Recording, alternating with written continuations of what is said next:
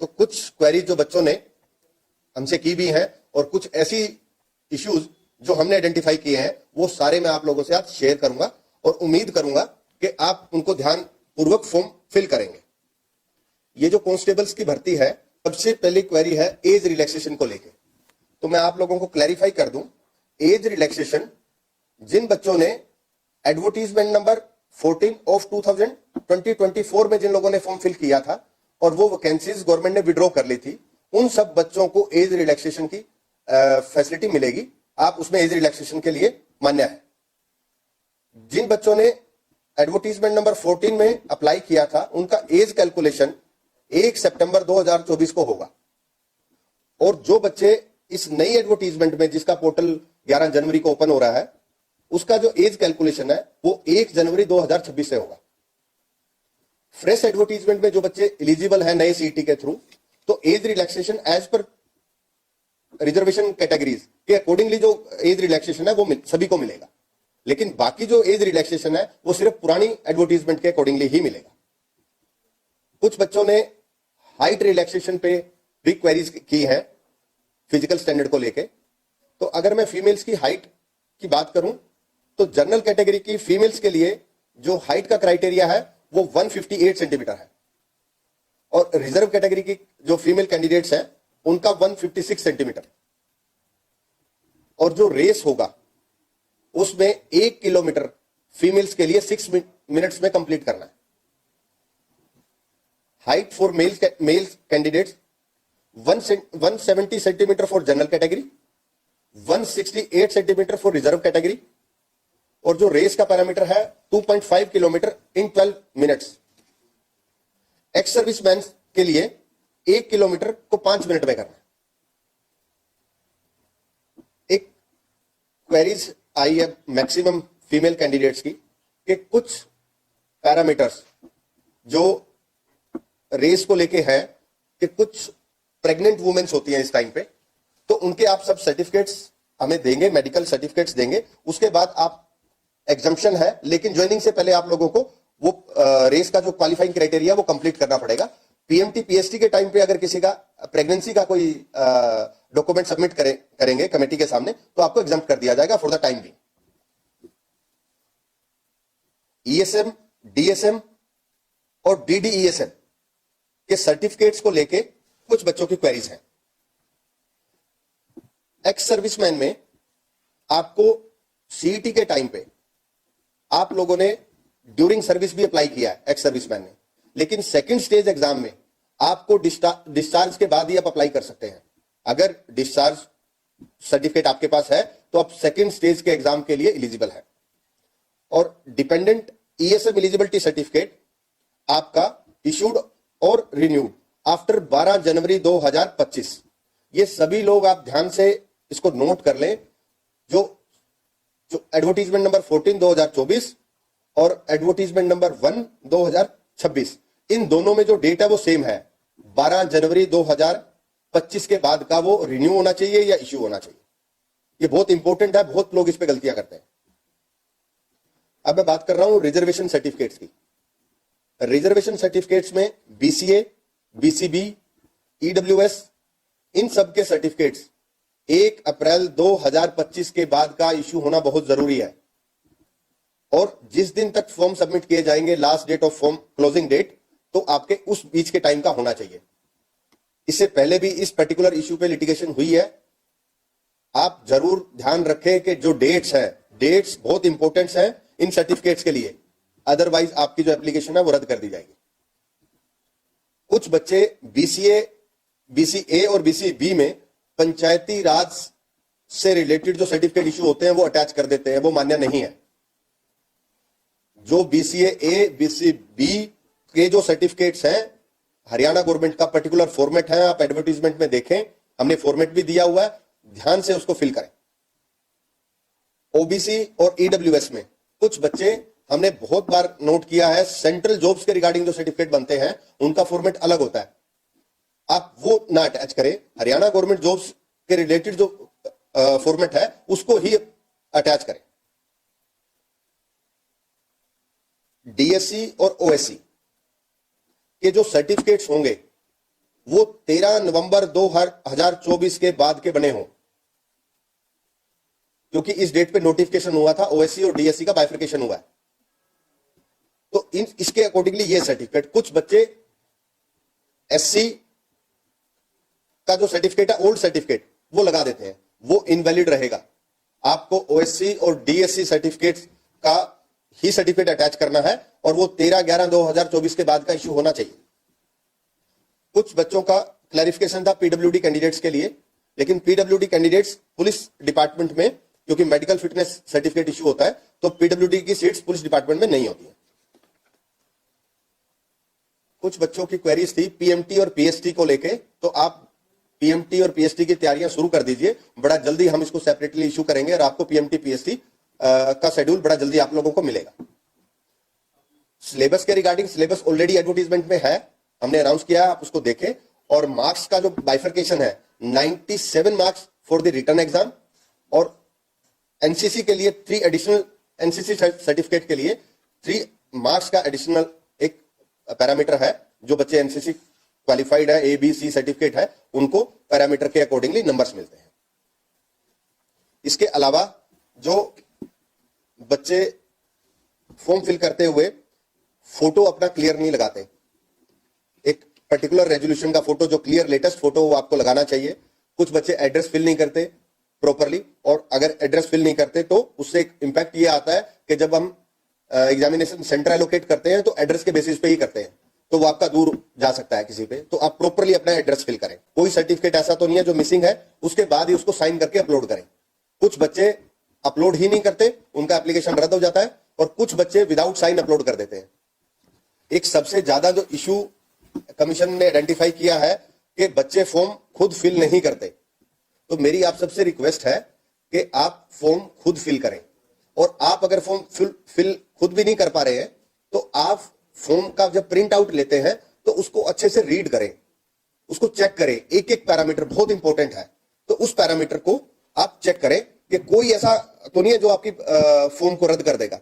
और बहुत सारे ऐसे बच्चे हैं जिनका फॉर्म प्रॉपरली फिल नहीं होता और वो सिलेक्शन जोन में होते हैं, लेकिन उनका रिकमेंडेशन लेटर हम लोग नहीं कर पाते क्योंकि उनके फॉर्म में गलती होती है। कि कुछ बच्चों की क्वेरी ये थी कि एक जॉब ज्वाइन करने के बाद स्कोर इनवैलिड हो जाएगा। उसमें आप सीईटी पॉलिसी में देखें, क्लोज बिल्कुल क्लियर है, वहां मेंशन्ड है कि अगर आप कोई नौकरी ज्वाइन करते हैं उसके 90 दिन के अंदर अंदर आप सेम पे स्केल की किसी भी नौकरी पे स्विच कर सकते हैं, अगर कोई ऐसा रिजल्ट डिक्लेयर होता है या आपका कहीं सिलेक्शन होता है।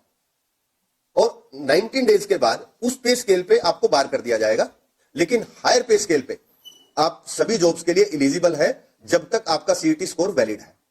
लेकिन मैंने खुद भी इसको देखा है, हमारी सोशल मीडिया टीम ने भी देखा है कि कुछ बच्चे जब ऐसी खबरें आती हैं तो वो इस पे बहुत ज्यादा क्वेरीज करते हैं और किसी पे भी विश्वास कर लेते हैं। तो प्लीज आप ऐसा ना करें। आपको कोई भी क्लैरिफिकेशन चाहिए तो आप कमीशन से ले सकते हैं, मुझसे मिल सकते हैं, मेंबर साहिबान से मिल सकते हैं, सेक्रेटरी साहब से मिल सकते हैं। तो आप पैनिक क्रिएट ना करें और उसकी क्लैरिफिकेशन पे जाएं। कुछ यूट्यूबर्स सोशल मीडिया पे और अदरवाइज जो खबरें प्रॉपर वेरिफिकेशन के बाद नहीं करते, आप उसको वेरीफाई कर लें, और वेरीफाई करने के बाद जो भी आपका नेक्स्ट स्टेप है उस पर जाएं। तो जो ये क्वेरीज थी, ये जो हमारे सामने आई है, जो आप लोगों ने रखा, तो ये तो मैंने सारी चीजें जो आई हैं वो आप लोगों को क्लियर की है। कुछ लाइव में अगर कुछ है तो ओके।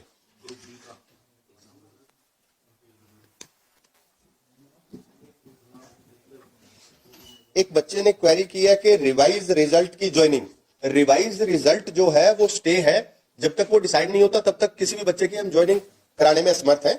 तो जैसे ही case I think final stage पे है, जैसे ही वो डिसाइड होगा तो उसमें ज्वाइनिंग के प्रोविजन पे आगे काम करेंगे। एक क्वेरी आई है कि पुलिस की वैकेंसी जो है वो बढ़नी चाहिए, तो ये हमारी ज्यूरिडिक्शन का मैटर नहीं है।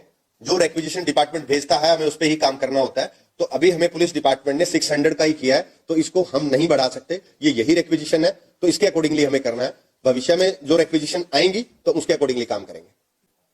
इंग्लिश और हिंदी का पुलिस भर्ती में सिलेबस के रिगार्डिंग, सिलेबस एडवर्टीजमेंट के साथ है और उसमें लिखा हुआ है कि इसका बाइफर्केशन क्या होगा। उस सारा बाइफर्केशन एडवर्टीजमेंट में आप उसमें देखिए, उसमें हिंदी इंग्लिश सभी बाइफर्केशन उसमें है। तो आप प्लीज जो एडवर्टीजमेंट में जो सिलेबस है उसको अच्छे से ध्यान से पढ़ें। एज रिलैक्सेशन के रिगार्डिंग मैटर कमीशन ना तो एज रिलैक्सेशन दे सकता, ये सरकार का काम है। और कुछ बच्चे मुझसे भी मिले थे और आई थिंक बच्चों ने रिप्रेजेंटेशन भी दिया है चीफ सेक्रेटरी साहब को। तो जैसे ही कोई इंस्ट्रक्शन आएगी उसके अकॉर्डिंगली हम एक्ट करेंगे। अभी हमारे पास ऐसा कोई इंस्ट्रक्शन नहीं है, तो इस पर्टिकुलर स्टेज पे तो मैं नहीं कर सकता। अगर गवर्नमेंट इसका डिसीजन लेती है तो उसके बाद ही हम उसमें फर्दर एक्टिविटी कर पाएंगे।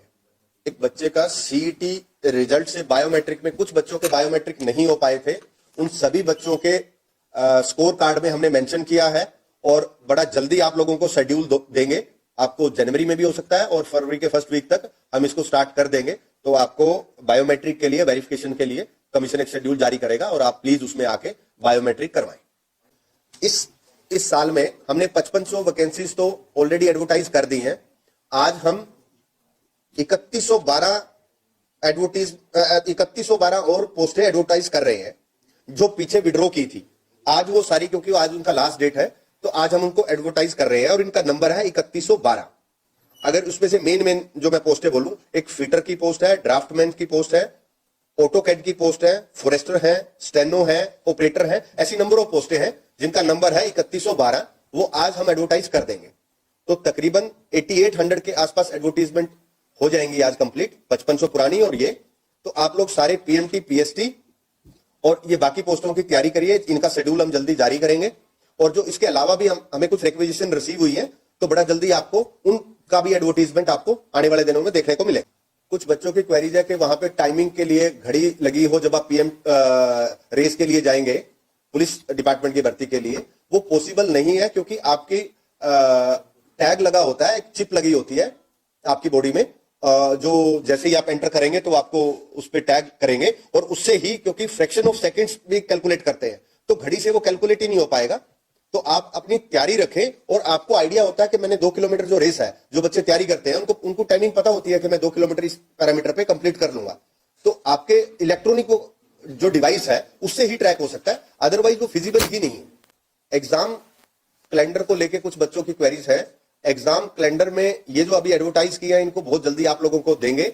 और एग्जाम कैलेंडर के लिए भी हम सरकार से बीच में 2-3 मीटिंग्स कर चुके हैं, जिसमें बहुत अच्छी स्टेज पे हम चले गए हैं। जल्दी ही आप लोगों को वो भी एग्जाम कैलेंडर के लिए भी आपको जल्दी मिलेगा। लेकिन जो एडवर्टाइज किया है इनका तो आपको बहुत जल्दी हम लोग टेंटेटिव शेड्यूल जारी कर देंगे। एक बच्चे की क्वेरी आई है कि हांसी जिला अलग बन गया तो आपके उस पर कोई इंपैक्ट आएगा फॉर्म फिलिंग पे। तो ऐसा कोई इंपैक्ट नहीं आने वाला। आप हिसार से भी भर सकते हैं, हांसी से भी भर सकते हैं, वो तो सिर्फ आपका एड्रेस है, बाकी पैरामीटर पे किसी पे कोई इंपैक्ट नहीं आएगा। तो ऐसा कुछ भी नहीं है, इस पे आपके रिक्रूटमेंट प्रोसेस पे जिला बनने से कोई इंपैक्ट नहीं आने वाला। ग्रुप डी के सीटी एग्जाम में जैसे आप लोगों ने सोशल मीडिया पे भी देखा है, हमारी तैयारियां चल रही हैं। तो बड़ा जल्दी आप लोगों का हम पोर्टल लॉन्च करेंगे जिसमें आप एप्लीकेशन को कर पाएंगे। उसके बाद शेड्यूल जारी करेंगे और बहुत सारे बच्चों को ये क्लियर है क्योंकि कुछ डिपार्टमेंट ने नोडल अफसर भी अपॉइंट कर दिए हैं। तैयारियां लास्ट स्टेज पे है, जल्दी ही आपको पोर्टल ओपन हम लोग करेंगे। कुछ बच्चे रिक्वेस्ट कर रहे हैं कि हर महीने लाइव करने को, कि भी मैं हर महीने लाइव करूं, तो जो मुझे पॉसिबल तो नहीं लगता, लेकिन मैं आप लोगों से इतना जरूर कमिट कर सकता हूं कि जब भी कोई जरूरी मुद्दा होगा, आप लोगों का रिक्वेस्ट होगा, कुछ भी क्लैरिफिकेशन, तो मैं जरूर लाइव आऊंगा और आपके सवालों का जवाब दूंगा। अभी भी मैंने कोशिश करी है कि सारे ही जितने बच्चे का क्वेरीज रख रहे हैं उनको क्लियर करें और हम कोशिश भी करते हैं क्लियर करने की। तो वो मेरा जरूर आपसे रहेगा कि अगर जब भी जरूरत होगी मैं लाइव आने को लिए हमेशा तैयार हूं। अगर लाइव आने से कुछ फायदा होता हो बच्चों का तो मेरी तरफ से कभी भी ऐसा नहीं होगा कि मैं नहीं आऊंगा, मैं जरूर आऊंगा। हर महीने लाइव आना ये थोड़ा सा मुश्किल हो जाएगा, लेकिन जब भी जरूरत होगी तो मैं जरूर आऊंगा।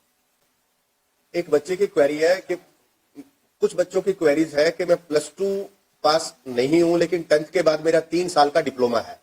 तो डिपेंड करता है कि डिप्लोमा किस चीज का है, क्या है, डॉक्यूमेंट्स पे देख के। लेकिन ओवरऑल मैं एक चीज कह सकता हूं, अगर 10वीं के बाद कोई डिप्लोमा 3 साल का है तो इक्विवेलेंसी होती है, तो इक्विवेलेंसी के अकॉर्डिंगली +2 बच्चे अप्लाई कर पाएंगे। लेकिन ये सब्जेक्ट टू सब्जेक्ट वेरी करेगा कि आपका किस चीज का डिप्लोमा है, कहां से है। लेकिन ऐसा पैरामीटर है, आपके अगर 3 साल का डिप्लोमा है तो आप उसमें एलिजिबल हो सकते हैं। तो आप सर्टिफिकेट चेक कर लें और कोई ऐसा पर्टिकुलर है तो कमीशन में आके विजिट कर ले, कमीशन में हम लोग आपको क्लैरिफाई कर देंगे। जो एज कैलकुलेशन आप बोल रहे हैं कि एज कैलकुलेशन कुछ बच्चे कह रहे हैं कि इन डेट्स पे क्यों हो रही है, एज कैलकुलेशन इन डेट्स पे इसलिए हो रही है, आप एडवर्टीजमेंट भी पढ़ेंगे तो उसमें बिल्कुल क्लियर है। इसीलिए मैं बार बार कह रहा हूं एडवर्टीजमेंट पढ़े और उसके बाद आप अपना फॉर्म जो फिल कर रहे हैं उसको रीचेक करें। डेट एज जो कैलकुलेशन है वो पुलिस रूल्स में डिफाइंड है कि पुलिस रूल में जब भर्ती होगी किस डेट को काउंट होगा, जिस महीने में भर्ती होगी जब भी होगी उसकी फर्स्ट डेट को एज कैलकुलेट करेंगे, ऐसा पुलिस रूल्स कहते हैं। तो हमें उनके अकॉर्डिंगली ही ये एज कैलकुलेट करना पड़ेगा। ये बड़ा टेक्निकल क्वेश्चन है। अब शादी के बाद के कुछ ईडब्ल्यूएस के वो कर रहे हैं, ये काफी टेक्निकल क्वेश्चन है। इसमें जो विद इन स्टेट है उसका अलग इंपैक्ट है और अगर शादी हरियाणा से बाहर हुई है उसका इंपैक्ट अलग है। तो दोनों पैरामीटर अलग है। मैं इस पे एक अलग से डिटेल क्लैरिफिकेशन सोशल मीडिया के थ्रू मैं शेयर कर दूंगा आने वाले 1-2 दिन में, तो आप लोगों को विद एग्जांपल तो ज्यादा बेटर होगा, वो आपको क्लियर हो जाएगा। हम दोनों ही क्लैरिफाई कर देंगे, नोट कर लो। इसके अलावा कोई क्वेरी नहीं। हमने कोशिश की है कि मैक्सिमम बच्चों की क्वेरीज को एड्रेस करें और मुझे लगता भी है कि शायद हमने मैक्सिमम क्वेश्चंस लिए हैं बच्चों के। तो मेरा अंत में आप लोगों से यही उम्मीद है, हम ऐसे ही बीच बीच में आते रहेंगे, आप लोगों के साथ चीजें शेयर करते रहेंगे, लेकिन मैं आपसे उम्मीद करूंगा कि आप कमीशन के साथ खड़े रहे। आप लोगों के बिना हम बहुत अच्छा काम नहीं कर पाएंगे। अगर बच्चे कमीशन का साथ देंगे तो हम टाइमली रिक्रूटमेंट भी कर पाएंगे और बहुत ऐसी चीजें हैं जो बच्चे हमें बताते हैं। आप हमें सजेशन भेजते रहें, फीडबैक भेजते रहें और बीच बीच में जब भी ऐसी कोई रिक्वायरमेंट होगी तो हम आपके साथ लाइव में चीजें शेयर करते रहेंगे। और जो हमें आप लोगों से सपोर्ट चाहिए वो ये कि बच्चे कोई भी गलत खबर पे विश्वास ना करें, आप उसको वेरीफाई कर ले कमीशन से। हम हर बार आपकी हर क्लैरिफिकेशन का जवाब देने के लिए रेडी हैं। आप अपनी तैयारी शुरू कर दें, फिजिकल की भी और सेकंड स्टेज के स्किल एग्जाम की भी। आप अपनी तैयारी पे ध्यान दें, इन अफवाहों पे ध्यान ना दें और बहुत जल्दी आपको शेड्यूल देंगे और आपको जल्दी ही इनका रिक्रूटमेंट प्रोसेस हम कंप्लीट करेंगे। अंत में मैं आप लोगों को सबको बधाई देता हूं एग्जाम्स के लिए कि आप अच्छे से तैयारी करें और उम्मीद करता हूं कि आप लोग जल्दी ही सिलेक्शन जोन में जाएंगे। धन्यवाद।